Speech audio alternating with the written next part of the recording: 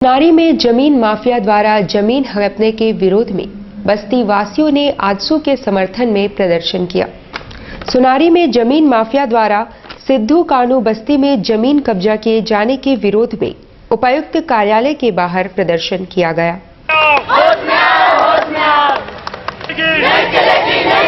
भूमि माफियों की दलाली नहीं चलेगी। गरीबों का जमीन छीनना बंद करो। नारी थाना प्रभारी होश में आओ। हम लोगों के लिए मांग है, वहाँ पर एक छोटा सा जमीन है, वो जमीन को हम लोग किसी को नहीं देंगे। वो किसी को जमीन नहीं देंगे। हम लोग उनका शादी ब्याह के लिए काम आएगा वो वाला, फिर बच्चा खेलने के लिए जगह है वो वाला, वहाँ पर पूजा पाठ होता है वो वाला। दूसरा कोई जगह तो बेच दिया है और बेच के दूसरा कोई ले लिया है हम लोग उनके जगह तो ही अभी घर बना रहा था। घर बनाने के लिए हम लोग हम लोग नहीं देंगे। और वहाँ पर एक जमीन है जिस जमीन पर बस्तीवासी पूजा करते हैं और शादी ब्याह का कार्यक्रम करते हैं, लेकिन उस जमीन पर भी भूमि माफियाओं की नजर चली गई और उस जमीन को अतिक्रमण करने का काम किया गया। बस्तीवासी ने विरोध किया, इसको लेकर थाना में लोगों ने गया और थाना प्रभारी के द्वारा इस बस्तीवासियों को धमकाया गया कि वो जमीन पर काम करेगा, तुम लोग को रुकना नहीं है। जिसको लेकर आज हमने डीसी को ज्ञापन दिया और मांग किया कि वो बिहार सरकार जमीन है, उस जमीन को अतिक्रमण कैसे करोगे आप। संथाली व क्षेत्रीय फिल्मों के निर्माताओं के लिए ट्राइबल कल्चर सेंटर में झारखंड की फिल्म नीतियों के विषय में जानकारी दी गई। झारखंड में फिल्म नीति की घोषणा की गई है, मगर इसकी जानकारी अधिकांश फिल्म निर्माताओं को नहीं है। खासकर संथाली और क्षेत्रीय भाषा की फिल्मों के निर्माण में सरकारी अनुदान कैसे हासिल की जा सकती है, इसकी जानकारी शुक्रवार को ट्राइबल कल्चर सेंटर में सेमिनार के जरिए दी गई। उसी के तहत झारखंड फिल्म डेवलपमेंट कॉर्पोरेशन का गठन हुआ और all India Santhali film association ने हमेशा से फिल्म को प्रमोट किया है कई सालों से। जितने भी यहाँ क्षेत्रीय फिल्म निर्माता हैं अभी तक उनको झारखंड फिल्म पॉलिसी के बारे में बहुत क्लियर नहीं मालूम है, उनका कैसे करके अनुदान लिया जा सकता है, कैसे आवेदन करना है। तो इस सब के लिए हम लोगों ने आज एक दिवसीय सेमिनार का आयोजन किया है और इस आयोजन के तहत हम लोग बताएंगे कि कैसे करके झारखंड फिल्म डेवलपमेंट कॉर्पोरेशन में आपको ज़्यादा से ज़्यादा लाभ आप ले सकें। संत निरंकारी मिशन द्वारा रक्तदान शिविर का आयोजन किया गया, मगर उससे पूर्व लोगों को जागृत करने के लिए बाइक रैली निकाली गई। संत निरंकारी मिशन द्वारा सिद्धगोगा सत्संग भवन में रक्तदान शिविर का आयोजन किया गया। शिविर से पहले लोगों को जागरूक करने के लिए बाइक रैली निकाली गई, जो शहर के विभिन्न क्षेत्रों से होकर गुजरी। रैली को ब्रह्म कुमारीज की संचालिका अंजू बहन ने झंडा दिखाकर रवाना किया।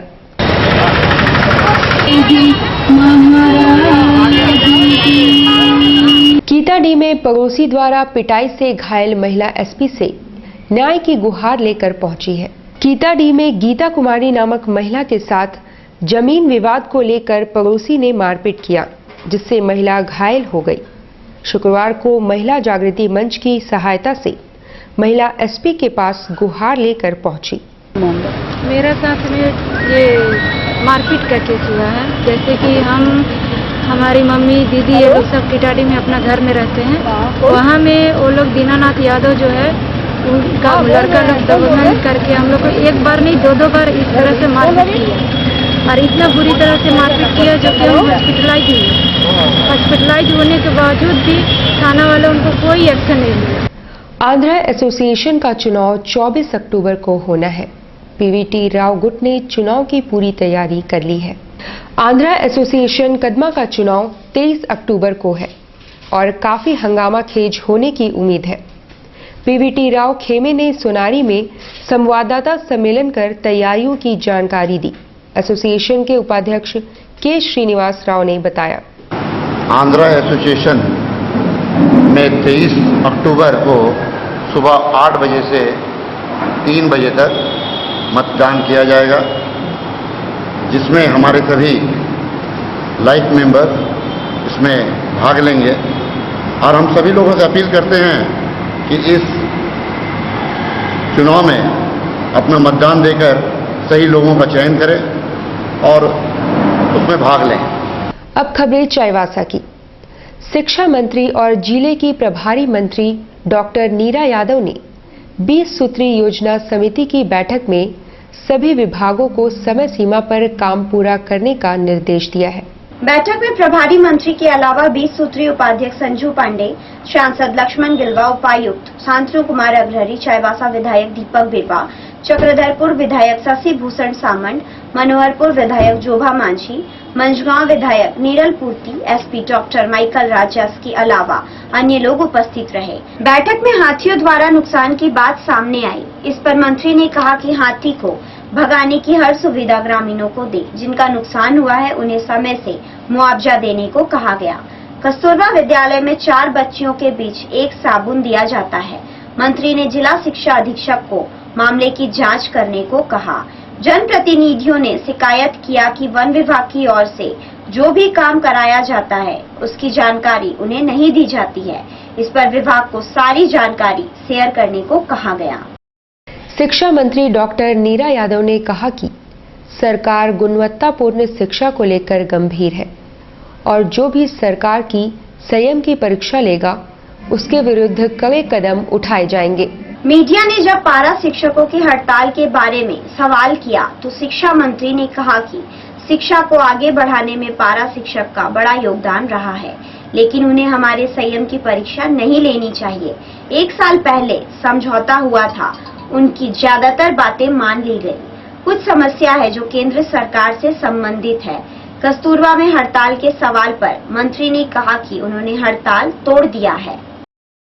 देखिए, सरकार कृत संकल्पित है क्वालिटी एजुकेशन को लेकर के, और हम कभी नहीं चाहेंगे कि हमारी शिक्षा व्यवस्था में किसी प्रकार का व्यवधान आए। जो भी सहयोग कर रहे हैं वो हमारे सहयोगी हैं। आज शिक्षा व्यवस्था को आगे बढ़ाने में पारा शिक्षकों का भी बहुत बड़ा योगदान रहा है, इसलिए हम हमेशा उनके साथ में खड़े हैं। लेकिन उनको भी हमारे संयम की परीक्षा नहीं लेनी चाहिए, क्योंकि अभी 1 साल हुए हैं समझौता हुए, और हमें लगता है कि मैक्सिमम जो भी समझौता में बातें हुई थी उसको हम लोगों ने लागू कर दिया है। कुछ समस्याएं ऐसी है जो कि केंद्र से रिलेटेड हैं, तो उसको हम लोग पूरा नहीं कर पाने के बावजूद राज्य सरकार उसको पूरा कर रही है धीरे धीरे करके। और कल कस्तूरबा से भी हमारी वार्ता हुई। कस्तूरबा वाले जो बैठे हुए थे 8:30 बजे रात में उनके साथ वार्ता हुई और वे हड़ताल तोड़ दिए। तो हमेशा सरकार गंभीर थी, है और रहेगी, लेकिन सबको सहयोग करना भी चाहिए, और अगर संयम की परीक्षा लेंगे तो फिर हमें भी कोई कड़ा कदम उठाना पड़ेगा।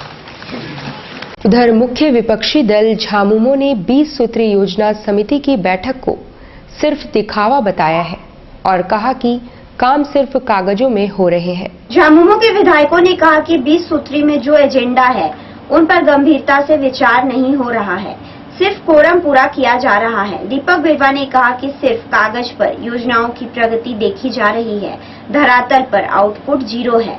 शशि सामंत ने कहा कि जनता को बेवकूफ बनाया जा रहा है, सरकार अपनी मनमर्जी से काम कर रही है। ये एक सिर्फ कोरम पूरा करने वाला बैठक है, इसलिए कि 20 सूत्री में जितने एजेंडे हैं, 20 सूत्री कार्यक्रम के तहत जितने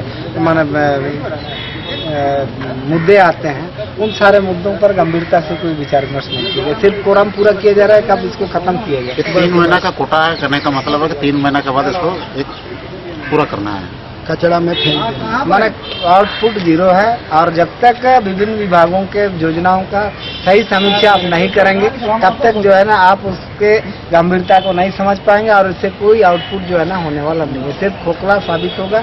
आप मीटिंग कर रहे हैं, एजेंडा आप दे रहे हैं, और जो है ना कंप्यूटर से आप बना दिए कि इतना 16-17 का टारगेट था, इसको इतना % अचीव कर लिया, लेकिन उसको धरातल में आप जाकर के देखेंगे तब ना आपको पता चलेगा कि वो जो आपने योजना बनाया है वो लोगों के लिए उस धरातल तक पहुँचा है कि नहीं पहुँचा है। इसलिए सिर्फ कोरम पूरा करने के लिए कितना आउटपुट था, कितना टारगेट था, आप जो है ना आंकड़ा आप दिखा रहे हैं और बस काम खत्म कर दे रहे हैं। ऐसे राज्य का विकास नहीं होगा, और ऐसी मीटिंग करने से जनता का कोई भला होने वाला नहीं है, बेकार समय की बर्बादी। झारखंड विधानसभा समिति के सदस्यों ने ताला मरांडी के नेतृत्व में चाईबासा के विभिन्न गांवों का दौरा किया और पाया कि एक हॉस्टल में शौचालय तक नहीं है। विधानसभा समिति के दौरे से कई खामियां सामने आई है, जिससे सरकार और जिला प्रशासन की उदासीनता ही कहा जाएगा। समिति जब टाटा कॉलेज के आदिवासी हॉस्टल पहुंची तो वहां की बदहाली देखकर हैरान रह गई। वहां सुविधा के नाम पर कुछ भी नहीं है। ITI छात्रावास का भी वही हाल है। सबसे हैरानी की बात यह है कि छात्रों के लिए शौचालय की कोई व्यवस्था नहीं है। सभी लोग खुले में शौच करने जाते हैं। इस दृश्य ने प्रधानमंत्री के स्वच्छता अभियान की हवा निकाल दी है। समिति सदर प्रखंड के बरकुंडिया गांव भी गई, जहां ग्रामीणों से बात की गई। समिति के अध्यक्ष ताला मारांडी ने साफ शब्दों में कहा कि सरकार की योजनाओं की जानकारी ग्रामीणों को नहीं है। जानकारी के अभाव में उन्हें लाभ नहीं मिल पा रहा है। ऐसे में हम लोगों ने बरकुंडी गांव को चुना, जो कौन पंचायत में आता है, वहां जाने के बाद विभिन्न योजनाओं के बारे में हम लोगों ने जानकारी लिया और हमें लगा कि योजनाओं के बारे में लोगों को उतनी जानकारी नहीं है। जितनी योजनाएं चल रही है, चाहे केंद्र प्रायोजित योजना हो या राज्य सरकार की योजना हो, लोगों को जानकारी अभी तक नहीं मिल पाई है कि कौन कौन सी योजनाएं चल रही हैं और किस किस योजना के तहत किन किन लोगों को लाभ मिल सकता है और लाभ लेने का क्या क्या प्रक्रिया है। जानकारी के अभाव में सरकारी लाभ लोग नहीं ले पा रहे हैं। इसके बाद हम लोग फिर टाटा कॉलेज के ट्राइबल हॉस्टल गए। कैपेसिटी उस हॉस्टल का है 100, लेकिन बच्चे रह रहे हैं 160। वहाँ की जो स्थिति बहुत ही दयनीय। एक पुराना टीवी रखा हुआ था, हमको लगता है वो कब का बहुत पहले मॉडल का है, वो भी बंद पड़ा हुआ है, हॉट ऑर्डर है। 2 पंखे कॉमन रूम में लटके हुए थे, वो भी डेड है।